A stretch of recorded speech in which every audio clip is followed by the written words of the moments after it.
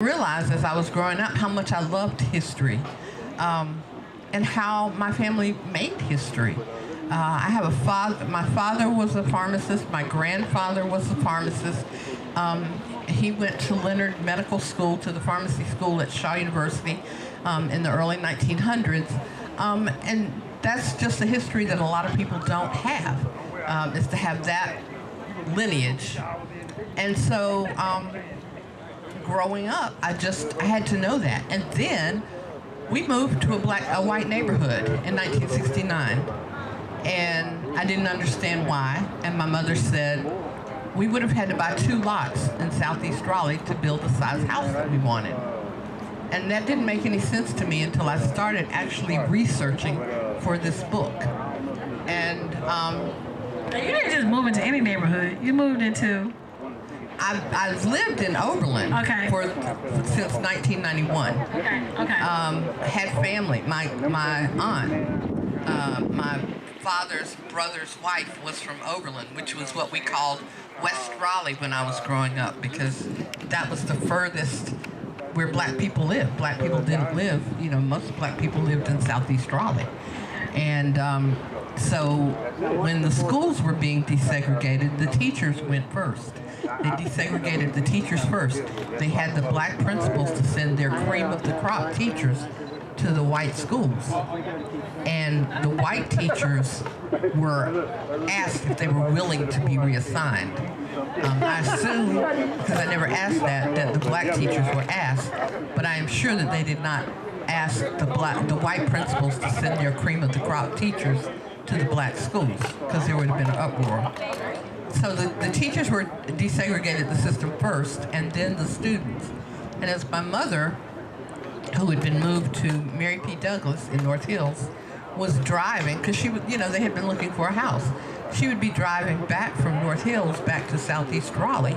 We lived in the Idlewild community. And she would see these signs in yards for real estate. And the company was called The Teacher's Friend. She reached out to the company to look at some houses, and realized she was not the teacher that they wanted to help. And so, because they wanted the kind of house that they could afford and that they wanted, they continued to look for houses, and it was a process. They would drop me off at piano lessons on Saturday mornings and just ride and to see what they could find. And I remember them going to more than one closing. Their attorney was George Green, who, when he died, was a retired judge, one of the first black judges in Wake County.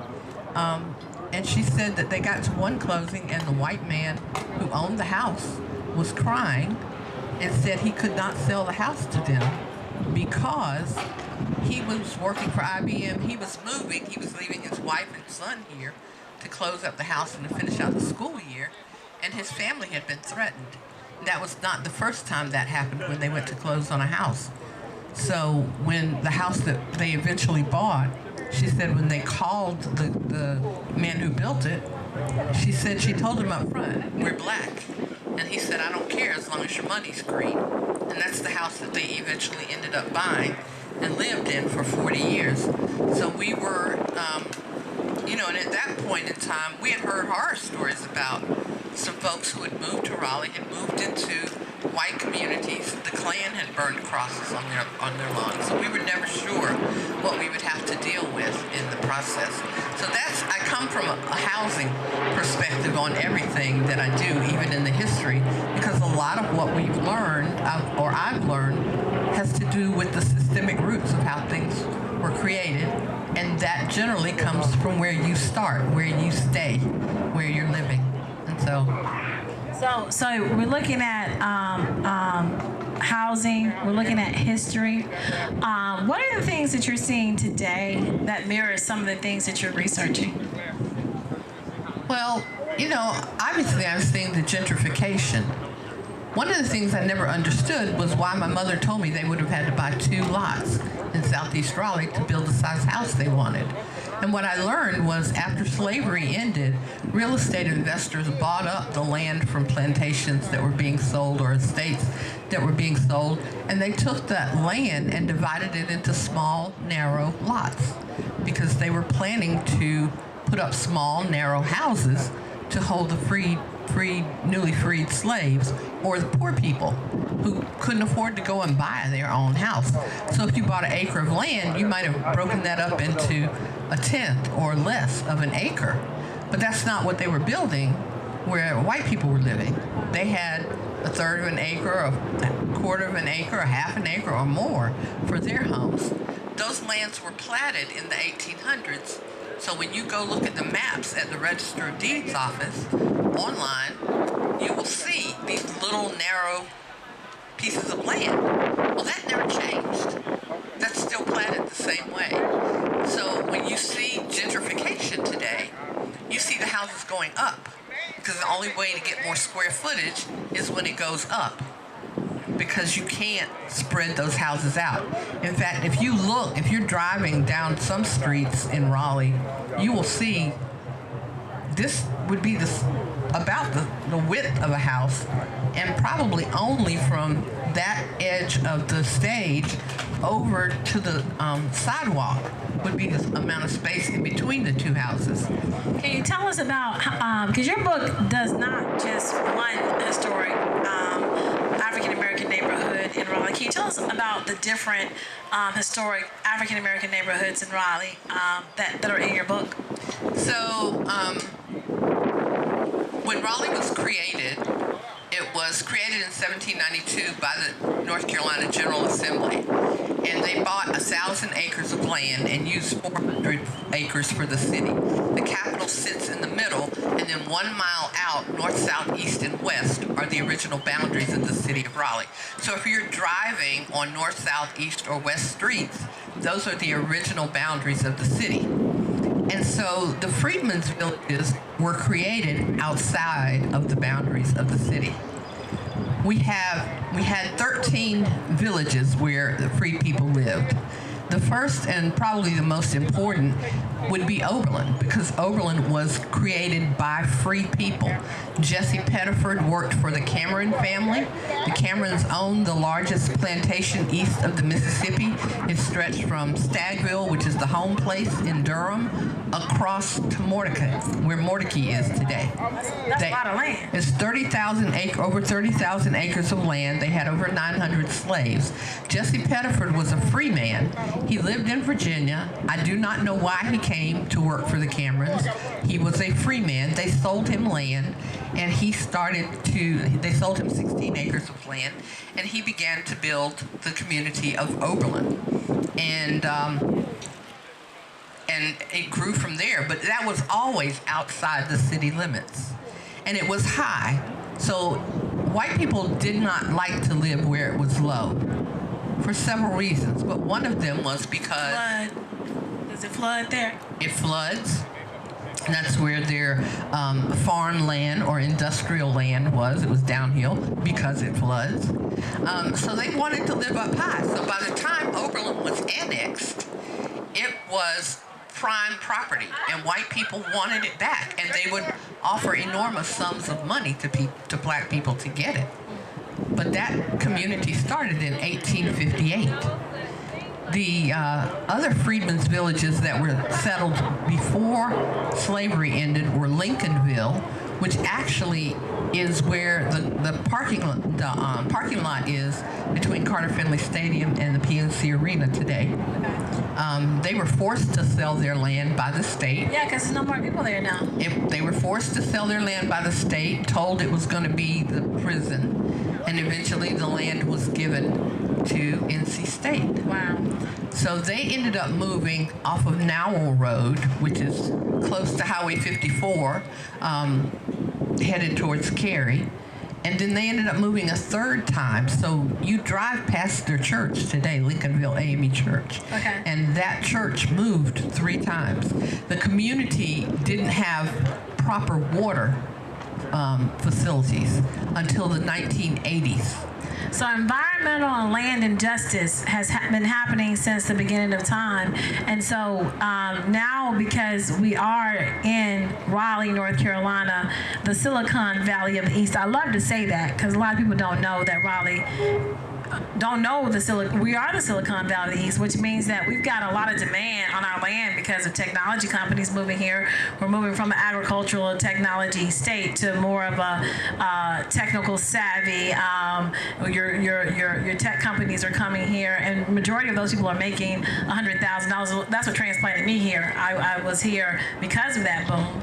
Can you tell us what's going to be the demand on land under these conditions? So we already see the demands on land. People can't afford their property taxes, so they end up selling their homes. People who've retired, people who retired and then were educators. They had what they considered good jobs. Their homes are paid for, but the taxes have gone sky high. So the house that I own in Oberlin, we rented our house for 10 years, and we bought it in 2000.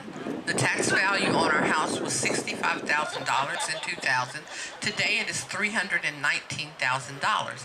If I wanted to go to Oberlin and buy a house today, I couldn't afford to do it. And I'm a retired state employee and thought I was making, fairly decent money. It's a little bit of a struggle, but to know that if I wanted to go and buy a house today, I couldn't do it. In most of the city of Raleigh, I would have to go find another town surrounding to move to. So guys, this is Miss Carmen Cawthon. Give her a round of applause. Give her a round of applause. Don't we like to hear this information? Today is Juneteenth. Yeah, we want to party. We're going to be here all day. We want to be able to give you the information that you need to know where you are living, where you're staying. Any other final words, Miss Carmen Cawthon? Tell them where they can get the book. The book is available this particular weekend. Arcadia Publishing has the book on sale for Father's Day for $16.79. It is $24 everywhere else. You can get it at Amazon. You can get it online at Barnes & Noble. You can go in the Barnes & Noble stores around here and get it. Actually, you could just put in historic black neighborhoods of Raleigh and find it a lot of places. Sometimes they are on sale and they're not always. I've sold out and don't have any more in. Otherwise, I would set up underneath that booth over there and sell them. But the other thing I wanted to tell you, because you asked me about the freedmen's villages. Yes. Oh, yes. I want to tell you where they are. So Southeast Raleigh was created out of all the freedmen's villages. There are 9 that are still kind of... Wait a minute. First of all, what is a freedmen's village? Now tell us that. A freedmen's village was a village that was created where formerly enslaved people lived. It's where they settled. So if you know where the city cemetery is around Hargett Street, that was an area called St. Petersburg. It's now just kind of known as the Hargett Street area. Behind that, headed down Hargett Street, was the old fairgrounds. That was an area. The old fairgrounds is actually where Martin Street Baptist Church's parking lot is. That was the original fairgrounds in Raleigh, and after the fairgrounds moved to the Rose Garden, where the Rose Garden is in off over near NC State, that area was divided up and sold as Old Fairgrounds. That was the name of that area. There is Hungry Neck. If you are headed up Edenton Street going towards the Capitol, as you head up the street at the corner of East Street and Edenton, you'll see a blue house on the right-hand side. That house was built in 1908 by Amos Brooks and his wife. You go back and look at the News and Observer's January 31st article. There's an article about, I believe her name is Doris Williams. Amos Brooks was her great-grandfather. She still lives in the family home. When he died, he willed not only the house to them, but several pieces of furniture, and she still eats at the dining room table that he willed to her. He paid $7 a month for that house. Idlewild. So New Bern Avenue splits what was a plantation, the cotton plantation. On one side, as you're driving by, if you know where Brown Realty is, between Brown Realty and Explorer School, that area was one side of the cotton plantation where the plantation home was. And then on the other side, you will see Idlewild Avenue. Idlewild and Cotton Place are 2 other freedmen's villages. You're giving me some ideas, because as we sit here, and you just recently was part of the Oberlin Stories, where there were about 30 people from Oberlin to tell their stories, and I'm just thinking about the mentees we have in your book, and really making some of those stories come alive for next year for you. That's just what came to my mind. No, I ain't covered on that. Because he's local. He local. He want to know the history, right? Yeah. So there was an area called Wilmington Blunt. So that was the area, where the Pope House Museum is today on Wilmington Street. So that area was one of the more prestigious areas. We were fortunate that we had St. Aug and Shaw, both black schools. And so the black middle class grew up in between there, and the Freedmen's Villages were the beginning of that. Okay. And so even poor white people lived in those areas because they could afford it. Okay. But there were no laws to keep white people from moving out, whereas there were laws to keep black people from moving out. So even if you made money, there was nowhere else for you to go. You okay? The places that are gone. But our dollar churned more in those during that time. Our dollar churned more in the community because I'm using Miss Pam Kelly's language, right? So you could go and buy clothes at a white store, but you couldn't try them on. So the same with shoes.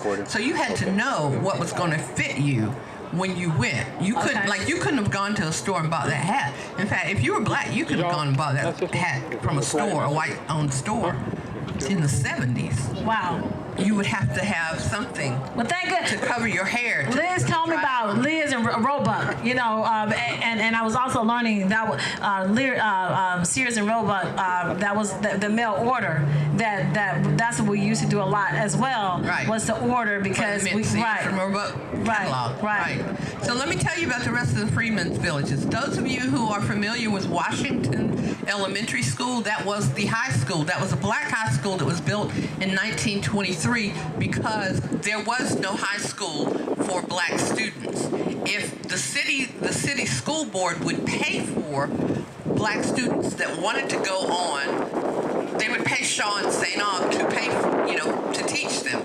But those were the high schools. There were no high schools for black students. There were high schools for white students. And so Washington was built because the black mothers complained so much that they finally put together the men had to go and do the work. They had to go and pick out the land, and so that was the land that was chosen. But mind you, there's a creek right there. Rocky Creek is right there, the branch. And so that area flooded.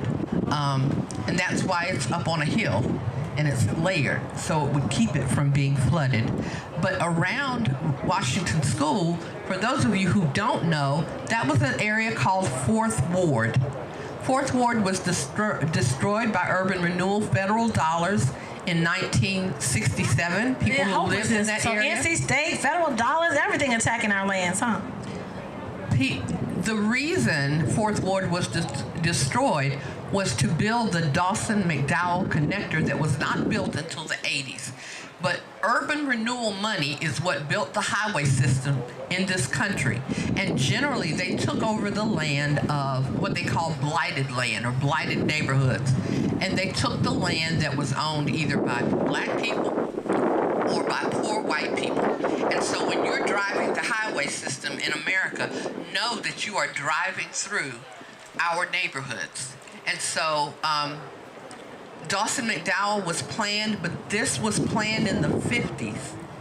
They didn't take the land from the people until the late 60s. The highway wasn't built until the late 70s, early 80s. So you're looking at 20-year plans. And they told people they would be able to come back. It's still, if you are at Red Hat Amphitheater and you are looking towards Washington School today, it is still vacant. And then what is really ironic to me is they took Smithfield Street, which is what was running through there, and they changed the way it went through, and it's not Smithfield Street anymore. It's Martin Luther King Boulevard. So you tore our community down, and then you named it after our leader. Now, how stupid.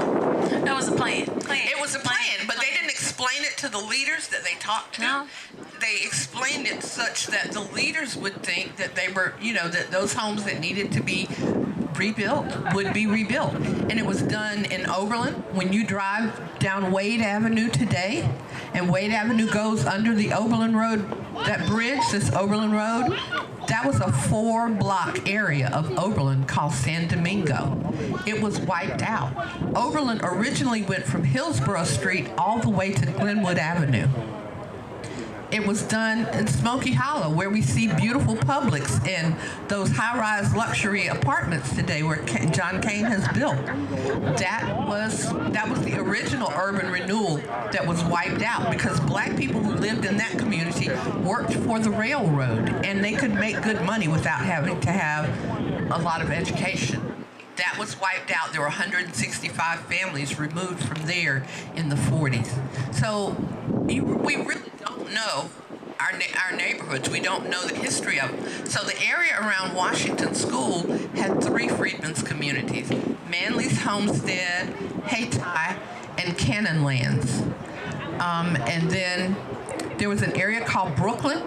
You drive through it today when you're going down,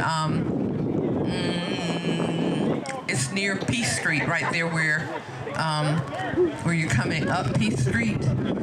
So that was called Brooklyn. It's now called Glenwood, Brooklyn, but that was originally a black neighborhood and outside the city limits. So there were many black neighborhoods in Raleigh. Tell them again where you can get the book. You can get the book at Amazon. You can get it at Barnes & Noble in the store, online. You can go to Arcadia Publishing. It is on sale through this weekend. And if you just Google Historic Black Neighborhoods of Raleigh, it'll pop up. So I want to thank her. Give her a round of applause, everybody. You got to know your history. You got to know your history. Thank you.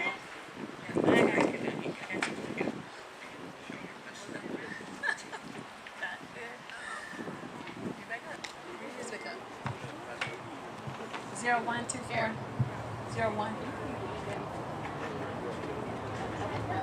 0 1.